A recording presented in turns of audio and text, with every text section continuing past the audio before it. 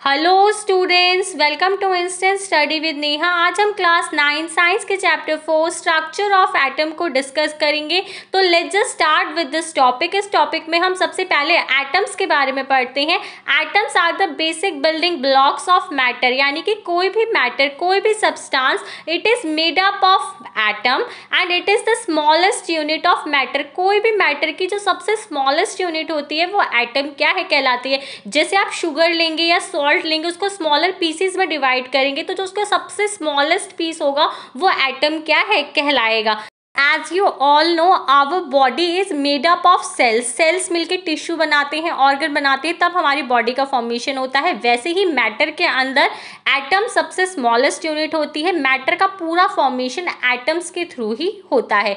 इसके बाद हम इसका एक और टॉपिक डिस्कस करते हैं। जैसे आपने प्रीवियस चैप्टर में पढ़ा था कि जो जॉन डाल्टन थे उन्होंने एटॉमिक थ्योरी दी थी। John Dalton considered atom to be an indivisible entity, यानी कि जो जॉन डाल्टन थे उन्होंने बताया था कि जो एटम है ये एक इनडिविजिबल एंटाइटी है, यानी कि that can not be divided further, यानी कि एटम सबसे स्मॉलेस्ट पार्ट होता है जिसको आप फर्दर डिवाइड नहीं कर सकते। लेकिन 19th सेंचुरी आते आते जो उनका कॉन्सेप्ट था वो फेल हो गया था। जो साइंटिस्ट ने एटम्स के सब एटॉमिक पार्टिकल्स को डिस्कवर कर लिया था। तो जो एटम होता है इट इज कंपोज्ड ऑफ 3 सब एटॉमिक पार्टिकल्स, यानी कि जो भी एटम होता है वो 3 सब एटॉमिक पार्टिकल्स से क्या होता है बना हुआ होता है और उनके नेम होते हैं। सबसे पहला जो हमें गिवन है वो है हमारा प्रोटॉन, सेकंड हमें क्या गिवन है न्यूट्रॉन एंड थर्ड होता है हमारा इलेक्ट्रॉन। यानी कि जो भी हमारा एटम होगा उसके अंदर 3 सब एटॉमिक पार्टिकल्स क्या है देखने को मिलेंगे, यानी कि उसके 3 काइंड्स हमें देखने को मिलते हैं। इसके बाद हम एक और चीज देखते हैं, व्हेन वी रब 2 objects together they become electrically charged. This is because atom contain charge particle in them. 2 objects को आपस में रब करते हैं तो वो चार्ज हो जाते हैं। इट मीन्स उसमें चार्ज पार्टिकल यानी कि इलेक्ट्रॉन, प्रोटॉन, न्यूट्रॉन पाए जाते हैं। जैसे आप एटम का स्ट्रक्चर अपनी स्क्रीन पर देख सकते हैं। इसके बाद हम सबसे पहले सब एटॉमिक पार्टिकल इलेक्ट्रॉन के बारे में डिस्कस करेंगे। J Thomson discovered electron by cathode ray experiment, यानी कि इलेक्ट्रॉन की जो डिस्कवरी थी वो जे थॉमसन ने करी थी। उन्होंने कैथोड रे एक्सपेरिमेंट परफॉर्म करा था